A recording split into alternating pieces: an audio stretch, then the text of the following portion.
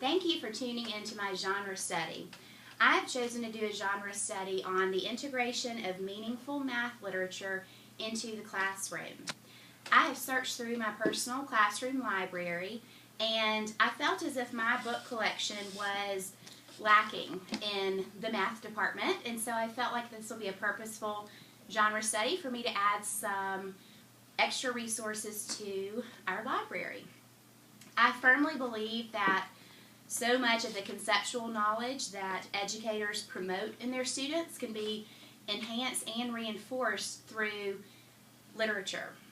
I've learned a lot through my exploration of the text and within this genre of math literature, and I'm excited to share some of my findings with you. When searching through different math-related books, I noticed many common themes throughout the text. I believe that literature really is a wonderful vehicle for aiding students in developing a better understanding of the world around them. An author, in my opinion, has been successful when their text has engaged the audience to whom they're writing. Effective math literature invites children to use their imagination, to go on adventures, and to gain a better understanding of both their world around them and learning concepts. Current professional literature on best practices in teaching notes that real-world applications promote student engagement, which will lead to a true conceptual understanding of learning targets in students. Many books in a genre of math literature lend themselves to being appropriate for a large variety of readers who are of different ages. Including math literature into math workshop time reaches students, both avid learners and reluctant learners, in a powerful way. We must never underestimate the power of a good book. There are many award-winning books in children's math literature, many wonderfully written books that would be a nice addition to any classroom library. I'd like to share a few of these books with you. The first book that I would like to share is authored by Atsuko Morozumi. The title of this book is One Gorilla. It is a counting book that has won the following notable awards. It is a New York Times Best Illustrated Book of the Year, an American Bookseller Pick of the List, and a Parents Magazine Best Kids Book. This is a lovely text which has been written to reinforce counting concepts. As the book progresses, students will see exquisite artwork while one gorilla counts many different creatures that it encounters. All of these creatures add up to an enchanting 10. And an extension activity that a teacher may be interested in doing with this book, One Gorilla, is this counting sheet where as students are hearing this book read aloud, they have to do mental math about the accumulation of animals in the story and decide and determine on their own just how many things this gorilla loved. There is a space for them to share their findings as they have listened to this book shared aloud.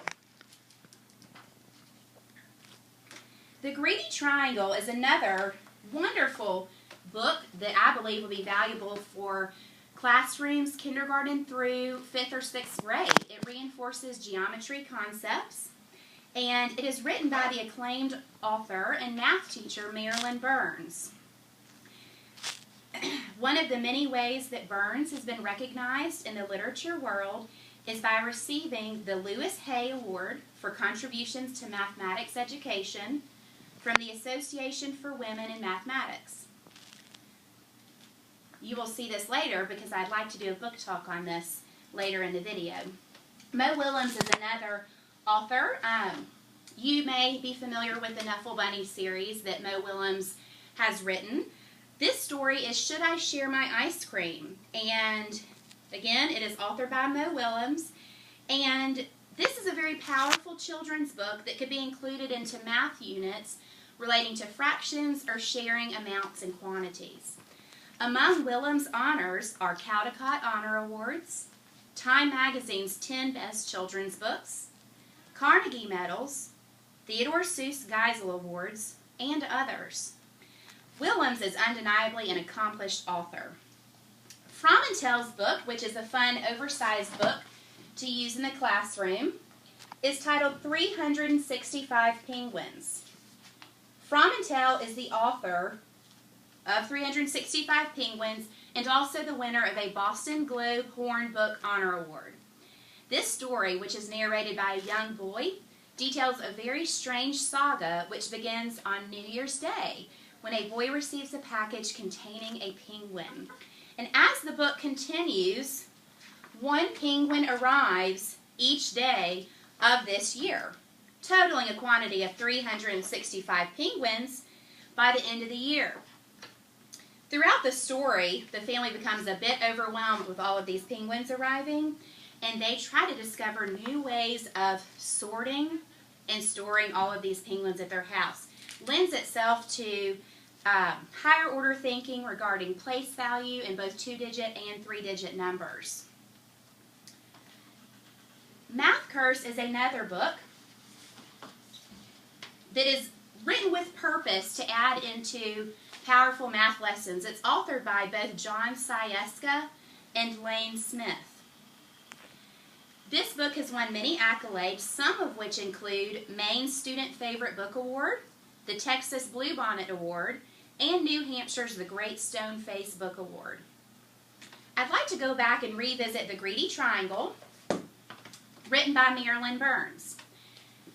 I'd like to do a brief book talk on The Greedy Triangle. This is a story that I have shared with my second graders. However, I believe it could be used in anywhere within a K-6 classroom to either introduce geometry concepts or reinforce concepts that have been previously taught. This story begins with the introduction of the triangle character, and Burns writes about how this triangle will spend time holding up roofs and supporting bridges, being on sailboats, and even being slices of pie. And so students can begin to imagine many real-world applications for ways they have seen triangles in their world. However, as the book continues, this triangle begins to feel dissatisfied.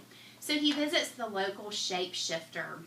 A quality that much math literature has is both real-world connections, but also an imaginative piece. And so the triangle visits the fictional character of the shapeshifter, and with each visit, the triangle receives a new side. And each time the triangle receives a new side, he first becomes a square, and students are introduced to many of the ways that they see squares in their environment.